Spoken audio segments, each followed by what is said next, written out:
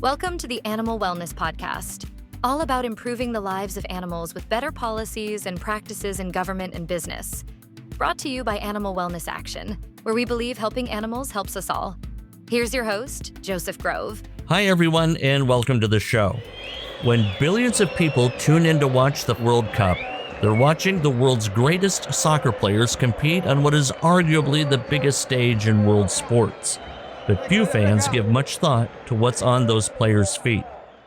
For decades, many of the game's most celebrated soccer shoes, aka boots or cleats, were made from the skins of wild kangaroos, animals commercially hunted by the millions across Australia.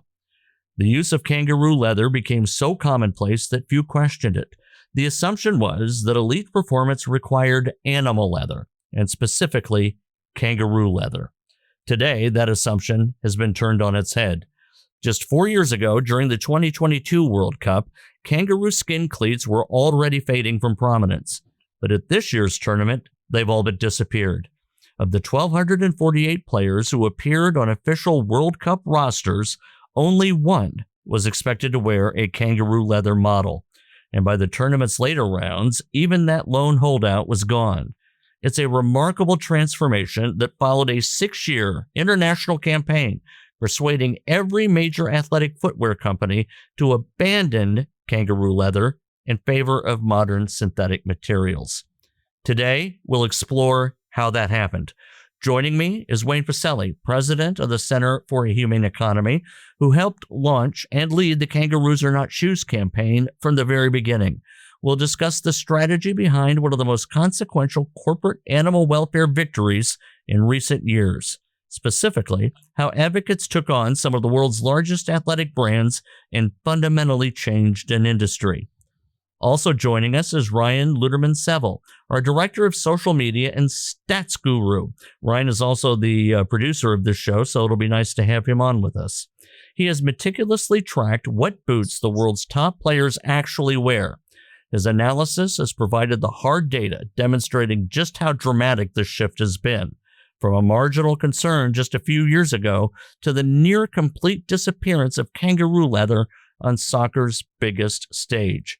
It's a story about innovation over tradition, facts over assumptions, and how sustained advocacy can reshape global markets. So, Wayne, Ryan, thanks for joining us. It's been a big week for kangaroos.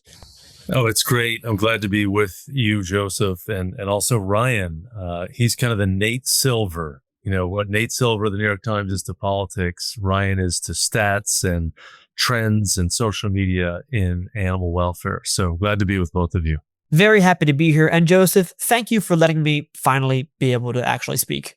Ryan is one pocket protector away from being a geek. He doesn't have the pocket protector, but that's how close he is. Ryan, I want to start with you. If we had told soccer fans 4 years ago that we'd reach this point, they probably would not have believed us. What exactly has changed on the field? What are you seeing in terms of footwear? That is a great and also very specific question, because if you had asked most soccer fans in 2022 about there being a near zero amount of K-leather cleats in this year's World Cup, they probably wouldn't have believed it, because K-leather cleats were so ingrained in elite players and high-level play. But if you had asked a statistician or data analyst, it kind of would have been a foregone conclusion. If you go back to the 2018 World Cup, kangaroo leather cleats had at most around 40% usage rates among elite players. So we're talking about less than half of an already small subset of players that buy cleats worldwide. The most popular model at the time was the Nike Timpio Legend 7 Elite, which scored 9 goals in that tournament. Adidas Copa models followed right behind. 2018 World Cup, Nike had about 46% usage and Adidas around 28%. Synthetics, however, were already dominating the broader market because they were never really aimed at elite players. K-leather cleats were always supposed to be seen as a small subset geared towards the highest level of play. Fast forward to 2022, at the World Cup, kangaroo leather only accounted for about 5.4% of goals scored. Fast forward to 2026, and after all the major brands publicly ended kangaroo leather production, usage dropped to near 0%, with only one player confirmed to be wearing a kangaroo leather cleat.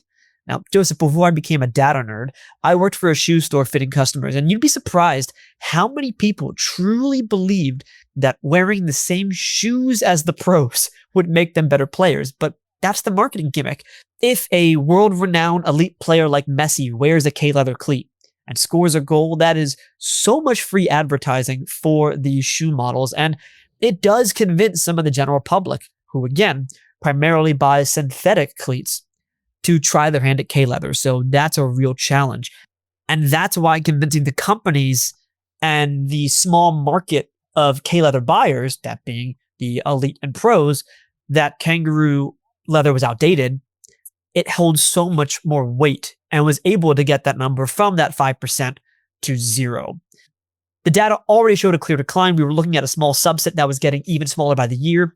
But without this campaign, it probably would have been virtually impossible to get this number down to 0. All right, very good. Well, I know that asking what the top players wear is the way I buy my bowling shoes, Ryan, so I kind of get that philosophically. Wayne, you arguably, you and the Center for a Humane Economy, among many players, were incredibly consequential in persuading Nike and Adidas and Puma and New Balance, so many others, to give up the use of K-leather, kangaroo skin. Talk about how this issue first came onto the center's radar and how you turned it into the campaign that was so successful today. Well, Joseph, the Center for Humane Economy really launched in 2019, and it was a sister organization to Animal Wellness Action, which started the year before. And Animal Wellness Action drives public policies, laws, and regulations, and then seeks to enforce those laws. So it's really in the realm of public policy and also politics. The Center for Humane Economy was conceived of as an organization to drive change within the corporate world, because so many major sectors of our economy, agriculture, science and testing, wildlife management, fashion, so many other sectors have an enormous impact on animals. So I was, I've been doing this a long time, and I wanted to have new, exciting campaigns for the organization. And I wanted to have campaigns that could win, but that also had a high degree of risk and challenge, because people get excited when you take on a big fight. But you also don't want to run into a brick wall. So Ryan's comments about how things were trending in the athletic shoe industry were something that we captured in an initial report that we did called The Moral Footprint of the Athletic Shoe Industry. And we were looking broadly at the athletic shoe industry. And this is obviously, a lot of material has to come from somewhere. It has an effect on animals if animals are used. It has an effect on the environment if synthetics are used. Many different dimensions to this. What amount of product is recycled? What's sustainable? Again, what's the animal use? So we did this report, and I had been a competitive tennis player in college and in high school. Prior to that, tennis shoes were a big deal for me. It was very hard for me to find when I became vegan, when I was playing in college, tennis shoes that were not made from animal products. But over these succeeding decades, I saw an incredible transformation in many different types of athletic shoes. I saw them in tennis. I saw them in running. I watched in other domains, American football, golf, etc. But the one area that was lagging in terms of kind of the movement away from the skins of animals was soccer cleats, or as they call them in Europe and many other parts of the world, football boots. And when we did our report in 2019, we saw that all the major global athletic shoe brands were using kangaroo skins, and that this is the most popular sport in the world. It's played in 190 nations, out of 190 nations, and it is enormously popular with people of many different ages. So, if you think of this world with 8 billion people, 1 billion soccer players at some point in their lives is a reasonable number to think about. So you think about clothing the feet of 1 billion soccer players. I mean, the raw material has to be of enormous volume. And if kangaroos are a big part of that, at one point, maybe 60, 70, 80%, I'm not sure what the originating number might be once it really got into force. But when we started the campaign, it was really substantial. I mean, we found more than 100 major models by Adidas, Nike, New Balance, Diadora, Puma. And we started the campaign because we saw that this was a huge problem from a moral perspective, because this is killing native wild animals in their habitats in Australia. This is an iconic species in Australia. This would be akin to our killing elk or bears or some other big, well-known animal in the United States and using their skins for shoes in the biggest sport in the world. So it was no surprise to me when we looked at the numbers that there were 2 million kangaroos killed a year. It was more than that a few years before. It was up to 3 or 4 million kangaroos per year. So we launched our Kangaroos Are Not Shoes campaign. My colleagues, Mitchell Fox, who now runs a major animal welfare and history foundation, he was our first campaign manager. Jennifer Skiff, who's our director of international affairs, was deeply involved. She'd been splitting her time between Australia and the United States. They helped me launch this. They did so much path-breaking work on this issue. Jennifer with her perch in Australia, Mitchell based in Seattle. And we launched this campaign. And Joseph and Ryan, I just want to say that, I've been doing this for 40 years. I've run a lot of campaigns. I think this is the most successful campaign in the history of the animal protection movement in terms of a corporate focused campaign. And I can explain why, but that's a big statement. And what happened here is that it was punctuated by the World Cup performance, the 48 national teams who participated in the World Cup, which happens to be in the United States this year with matches all over the country. To have one player out of 1,246 using kangaroo skin shoes not only shows that we made progress, but we've kind of completed the campaign. I mean, these shoe brands are going away or they're already gone. They're gone. There's some inventory left by Adidas, maybe a little bit from Nike. Mizuno still is producing a couple of models, but is committed to ending this. This is all going away. And when you see that the world's greatest soccer players from 48 nations have said, we're not using this, what does that tell every kid? What does that tell every soccer player? It means it's going away. And that's one of the metrics for me in really judging this campaign as the most consequential corporate campaign in the history of the animal protection movement. Thank you for all of that, Wayne. And I do want to talk about how you pulled this campaign off, and in particular, one of our partner organizations that did so much on the street level for us or with us. But let's help our listeners understand what this killing looks like. It's not a pretty thing. This was a brutal exercise to get these kangaroos from the wild and into a shoebox. Yeah, just like you have kind of a commercial trapping sector in the United States, it's really gone down in the U.S. over many, many decades, or actually a couple of centuries. But we have a dedicated group of people who go out with steel jaw leghorn traps, snares, conibear traps, and go out and kill beavers and bobcats and coyotes and a wide range of other fur-bearing species. That same kind of strategy is at work with commercial kangaroo killers. They go out, it's their kind of hobby / profession to go out and kill enormous numbers of kangaroos. They do it at night. They drive around in trucks. They roll down the windows. They have a rifle and they will shoot. They will put a light on the kangaroos and they will shoot entire mobs. That's what a group of kangaroos is called, is a mob. They'll shoot the entire mob if they can. But it's dark. Animals get, wounded and not killed. Many of those shot are female. You can't tell the difference between a male and a female for the most part, from 100 meters in the middle of the night. So you're shooting a mother with who's lactating. She's got a joey in the pouch. So in addition to, 1.5 million or 2 million adults killed, you're dooming 400,000 or 500,000 joeys in the pouch or at the foot of the kangaroo. And these are the largest, land mammals in Australia.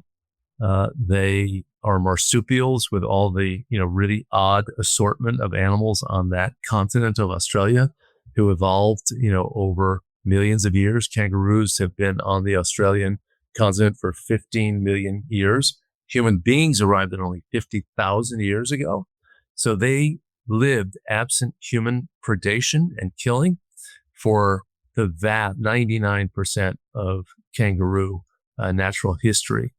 So it's like a lot of other things that we do to animals. It's ruthless. You're killing the animals for their skins. They're going out to do it because they can make money.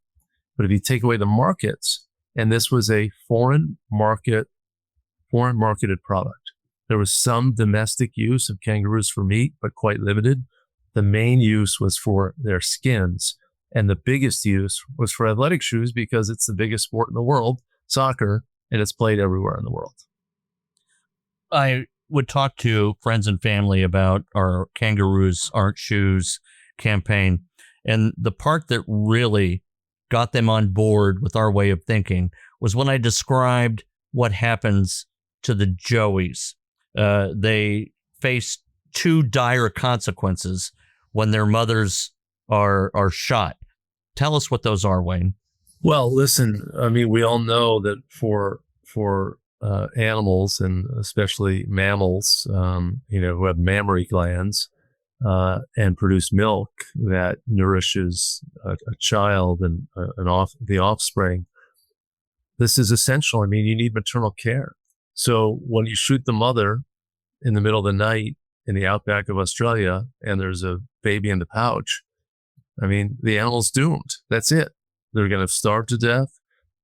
If the mother kind of hops away after being wounded with a shot in the shoulder or a shot, in the midsection, doesn't die immediately. They try to shoot them in the head, but kangaroos don't have particularly large heads. And you're talking about animals who are moving around. They're up and down grazing. They're moving around.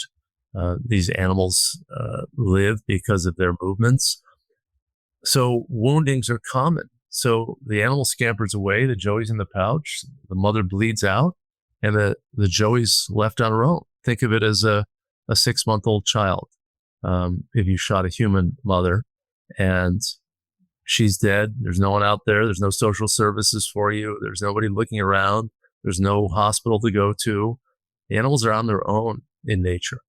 And we shoot them, the orphans perish, and it's a terrible way to go. It's a terrible way to go to be shot, the shoulder too. It's terrible to be shot in the midsection for the adult. So that's terrible, but it compounds the injury when you think of an orphan as well. Right. Who is then vulnerable to starvation and predation. But true or false, Wayne, what was there not a requirement among these hunters that if they were to get a joey, that they were required to immediately bludgeon the animal against a truck bumper to kill the joey? Yeah, they were supposed to basically, crush their skull. Blunt force trauma was essentially the directive in the rules that are supposed to be followed by the shooters. But again, there's no monitors there. No one's out, traveling around with these commercial shooters who are going, all around the outback in the middle of the night. There's not, at a slaughterhouse, you have government inspectors in the United States. You have somebody, a veterinarian who's supposed to be watching what's going on and seeing if there is compliance with the law. It's right in front of you. It's like happening in one place, in one building. There's a methodology to it. This is out in the wilderness oftentimes, or at least out in a remote area. So they're not there. And then it's compounded when you're talking about the animals are able to run away. It's the middle of the night. These guys aren't going to be chasing. They're out to get as many kangaroos in the night as possible. They're not chasing down an animal that they wound. But then even in the perfect execution of this plan, they find a joey and they bash in the joey's brains with, a rock, or if they can get back to their truck, slam their head against the bumper, I mean, it's all just a bunch of talk. The regulations are just a false cover for an industry that's trying to make an argument that there's some humanity in the enterprise. There's some decency. There's some sort of treatment, right? We slaughter animals in the United States for food. We have inspectors. It gives people some comfort if they eat meat that the animals were not suffering unnecessarily. This is the appearance of regulation, but the absence of any practical application of regulation. You're listening to the Animal Wellness Podcast. We'll be right back after this quick word from our sponsor. Animal Wellness Action depends on countless people like you to support our fight for animals. Join us today by donating to further our campaigns to spare countless animals from cruel and needless pharmaceutical tests. Put an end to animal fighting. Liberate farm animals from extreme confinement and so many others. Become a donor at any amount. Visit animalwellnessaction.org/donate to join our fight against animal cruelty of all kinds. Again, that's animalwellnessaction.org/donate. Thank you. Now, back to the Animal Wellness Podcast. Wayne, one of my most joyous moments in the last couple of months was when I read an email we received from someone. I won't mention his name, but he appears to be a soccer player of some notoriety. And you may have seen this, but I'll read a short part of it here. Congratulations on your successful campaign to completely screw over soccer players worldwide. Your smug, short-sighted crusade against kangaroo-leather has single-handedly destroyed the only viable footwear option for millions of athletes. Because of your manufactured moral panic, players everywhere are now forced to wear stiff, unforgiving plastic boots that cause horrific blisters and severe foot cramping. And worse yet, your total ignorance of Australian ecology is staggering. Kangaroos are an overabundant species. You forced the entire sports industry to abandon a sustainable natural material. Take a bow. Your campaign didn't protect nature. It just replaced conservation with plastic pollution and physical misery. I may print that out and put it on my wall. What do you say to all of that, Wayne? Well, I say that there's a lot of human psychology to animal use. Most people don't want to concede that they are gratuitously harming animals, and they develop sophisticated rationalizations and explanations for it. Here, I don't know what the gentleman's background is. I don't know if he's a soccer player. I don't know if he's a commercial kangaroo shooter. I mean, it's a nicely composed letter, plaudits to him. I love his invoking of moral panic on the issue. But it is a moral panic. It's an urgent moral question when 2 million terrestrial mammals are being killed a year. In terms of scale, it's the largest terrestrial slaughter of wildlife in the world.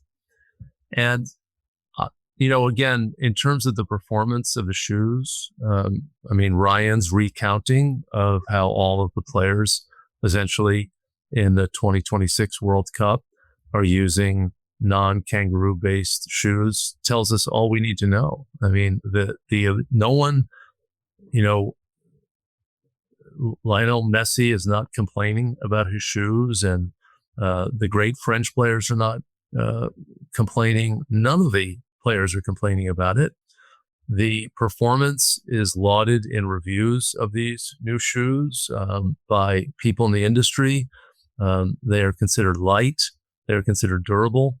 They have great feel for the players. So I think, we just toss that out. In terms of the sustainable use of kangaroos, we've never really argued that it's a matter of species scarcity. We got said, the kangaroos are endangered and therefore you shouldn't do it because they're so rare. We've said it's cruelty.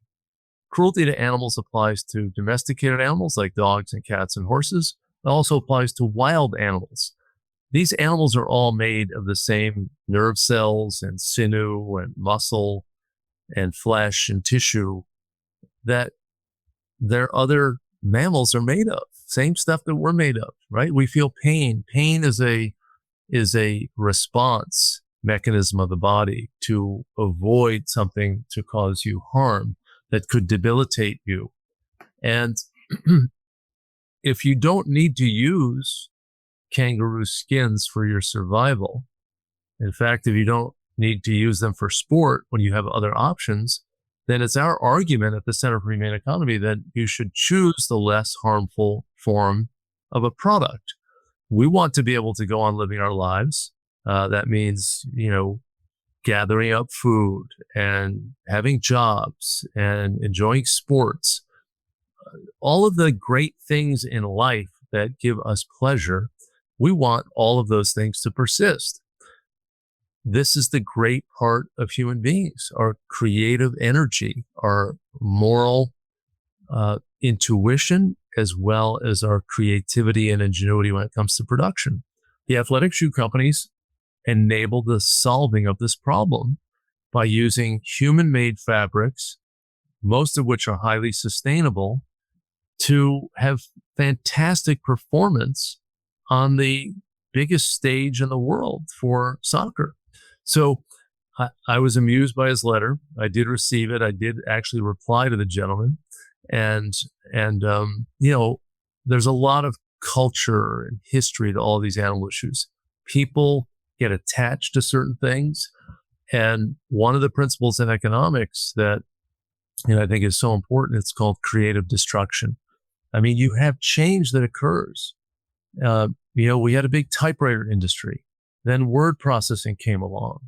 And that's an example of creative destruction. Sure, the people who make the typewriters, they may not have a business if they can't adapt.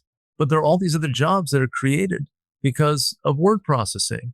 The same thing, we used to have a crank phone. Now we have the iPhone 17. We had, different forms of transportation. We had horse and buggy and horse carriages in the 19th century. Now we have, Teslas and other electric vehicles. The world changes, and the world can change because there is moral purpose. The world can also change because they're just better products that perform better, whether it's clarity of sound with an iPhone, it's having all these apps on your phone as well that gives you kind of a walking computer, or it's these new fabrics that are fantastic for performance on the soccer field. So I think that, what we had with that gentleman who wrote us, and I'm very glad that he wrote to us, and I appreciated it very much. We have him representing that view that we shouldn't be changing in this space. And we've made an argument, and I think it resonated with the people of the United States and people throughout the world, that if we can avoid killing kangaroos in the middle of the night and orphaning their joeys to make soccer shoes from their skins, then we should, because alternatives are available. I want to add a couple of data points to debunk that letter to some degree. First, the only player we found still using kangaroo leather cleats in this World Cup was from Japan, that being the home of Mizuno, who still has, I believe, 2 models of shoes using K-leather. Second, not to have correlation mean causation, but this year's World Cup had the highest attendance ever at 3.6 million fans in the early knockout stage, and highest ever US viewership, as well as the highest ever projected revenue for the World Cup for FIFA, and also the highest amount of goals scored, surpassing 2022 Qatar World Cup at 172 goals scored so far. The average goal per game is around 3. Granted, that could have been due to the number of increased matches or the expanded format to 48 teams, but the absence of kangaroo leather clearly hasn't killed soccer, as the letter claimed. Most people didn't even know that they were wearing soccer cleats made with kangaroo skins, right? So this was an invisible part. This is where, in a perfect marketplace, people have an understanding of the products and the sourcing is, but they didn't. It was not transparent. The companies did not really advertise in all cases that it was kangaroo skin. They also called it K-leather, which is a euphemism, right? They're trying to masquerade that it's an animal. So a lot of people love kangaroos. It's on the seal of Australia. It's the icon or it's the branding animal for Qantas, the national airline of Australia. Australia is a huge tourist destination for people from the United States and Europe and other parts of the world. They love kangaroos. So they obscured this issue.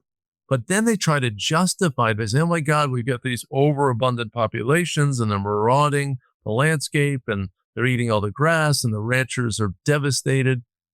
As I said, kangaroos have been on the Australian continent for 15 million years.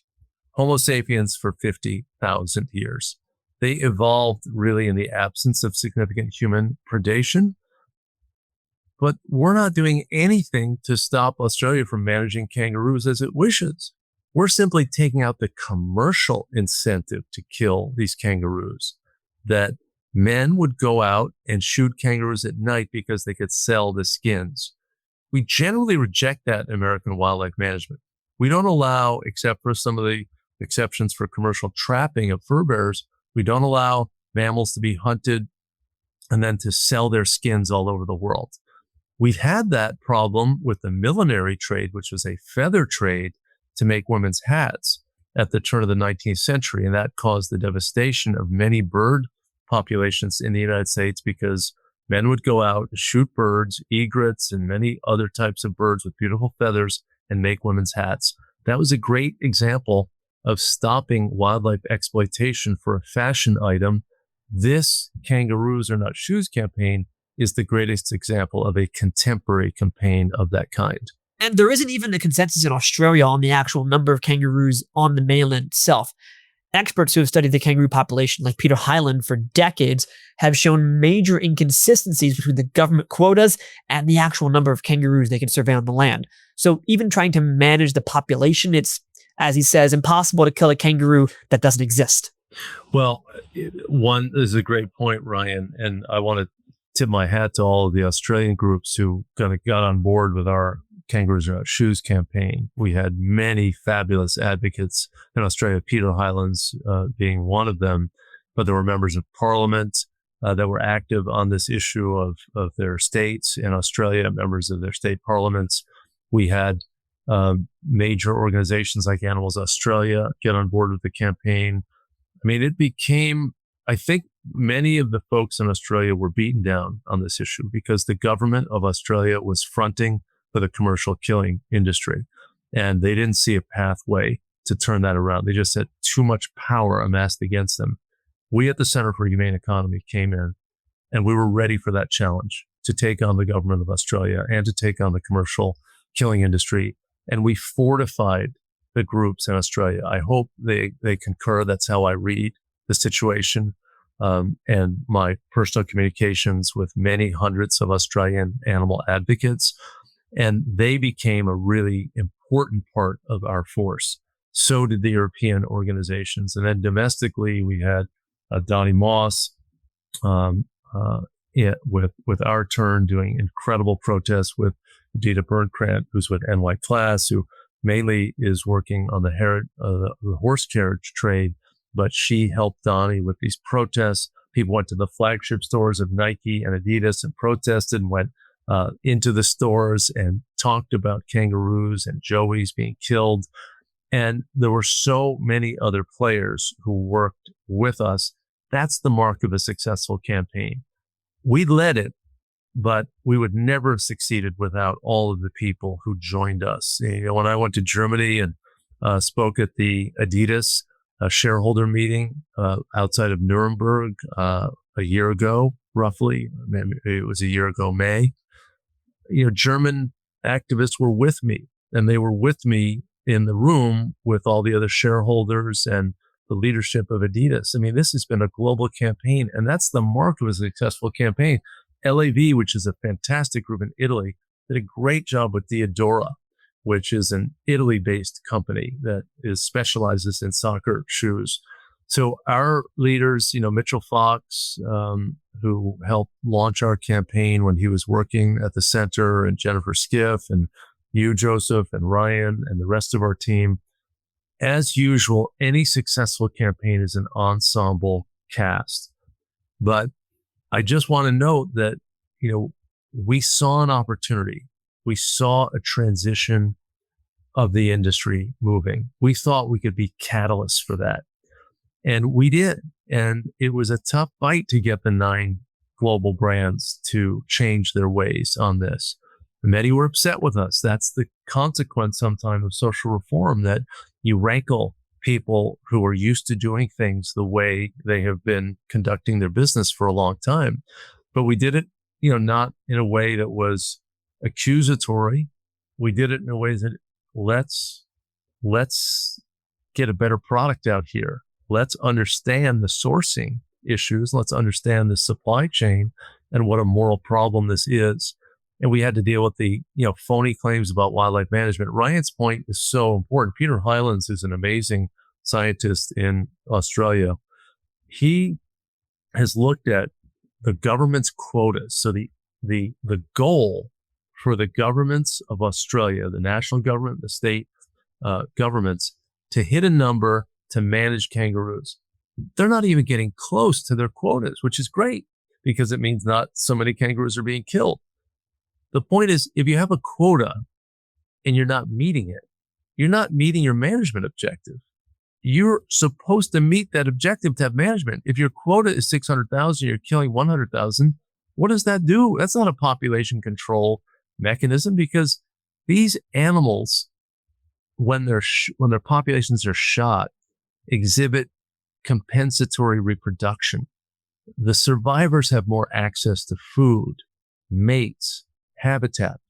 They can increase their reproductive rate.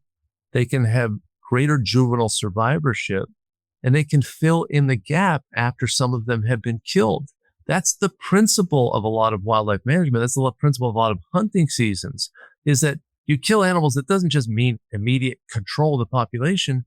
You have to hit a certain number to actually reduce the population.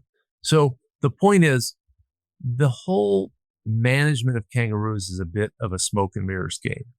And the failure to meet the quotas or even come close to them is an indicator of that smoke and mirrors. This was a commercial kill. People were going out because they could make money from selling the pelts. If you don't make money from selling the pelts, you're not going to go out and shoot them. And that's going to result in saving kangaroos. Now, and I know, Joseph, we're going to talk about this briefly, we're just about putting the finishing touches on a report about the other kangaroo part that has commercial value, and that is their meat.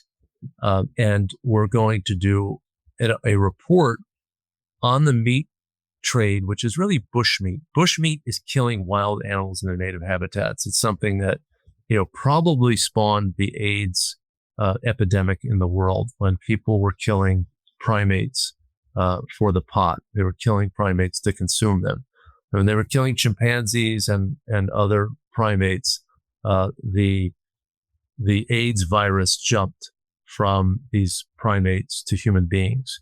This is a very dangerous circumstance to be eating wild animals. We saw from the live wildlife markets in China, which were probably the cause and the start of the SARS-CoV-2 virus, the COVID-19 virus that went across the planet and cost economies trillions of dollars, disrupted our lives for several years, and resulted in the deaths of people as a consequence of the effects of the virus in their bodies. Millions of people died. So this is bushmeat trade.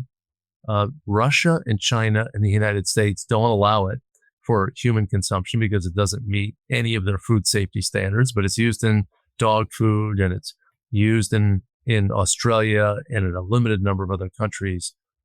But if we can eliminate the commercial incentive to stop killing kangaroos for all of their parts, then we're going to allow the kangaroos to lead and live their lives in a continent that is their native home. And yes, there'll be some management. I'm sure there'll be some human kangaroo conflicts, but that comes with all animals. We're not the only species on the planet. We have at least 2 million species on this planet. We've got to find a way to live with them. Right. So, Wayne, you're saying that in the United States, people who buy dog food may be inadvertently supporting this commercial slaughter.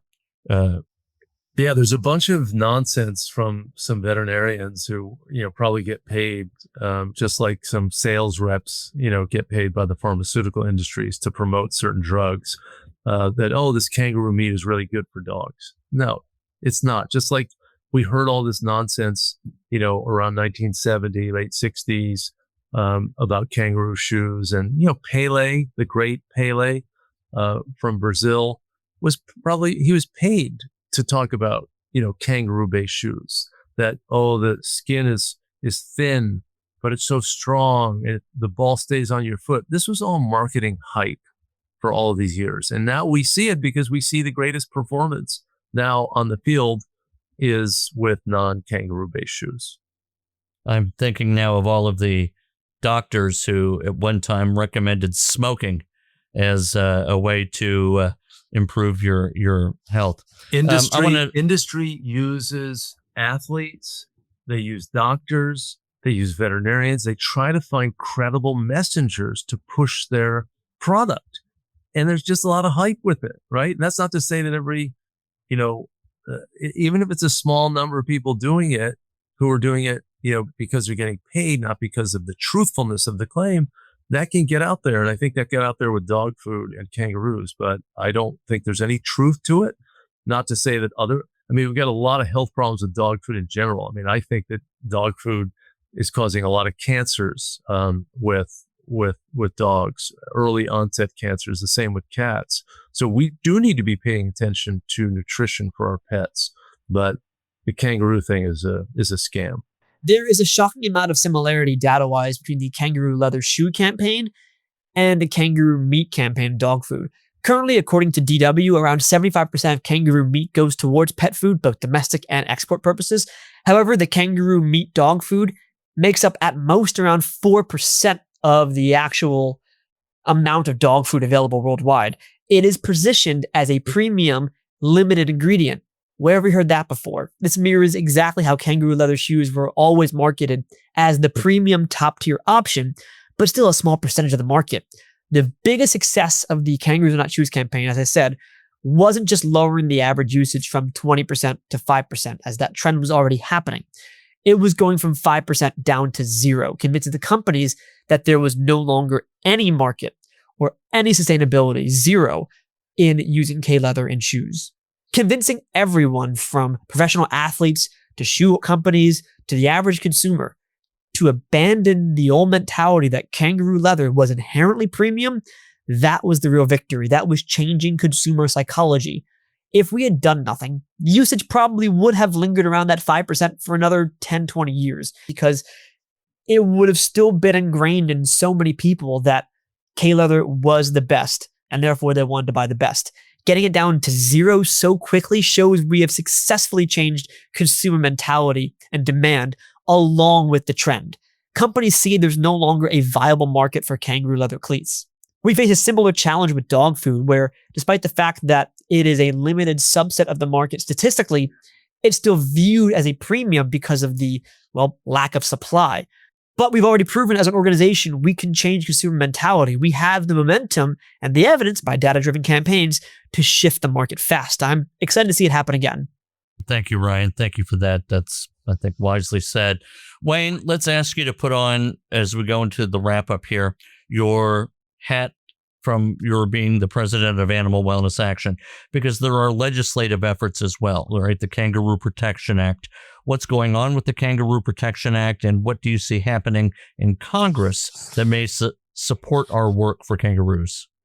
Well, I will tell you, Joseph, that state policy was really important. When California adopted a ban on the sale of kangaroo parts in the early 1970s, when you were well into your adulthood, Joseph, the United States, showed that a major marketplace could, feed pets without kangaroo parts, could, clothe their soccer players' feet with other types of footwear fabrics. We wanted to replicate that, and we wanted to have this pressure out there. And it's been so interesting when we work to introduce the bipartisan Kangaroo Protection Act in Congress to stop any imports of kangaroo parts, which would be inclusive of the kangaroo-based shoes as well as the pet food.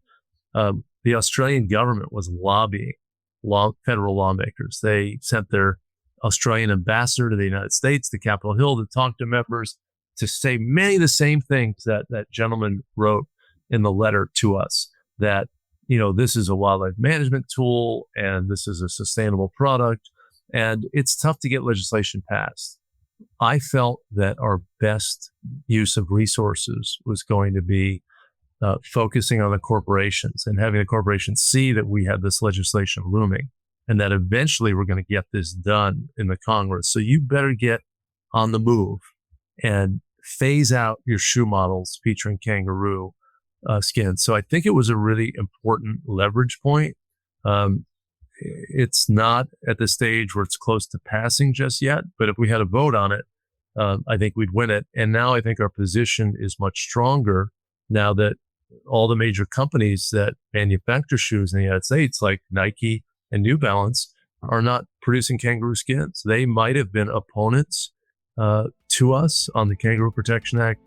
Now we're just clearing the field of opponents, and we can pass this in the future.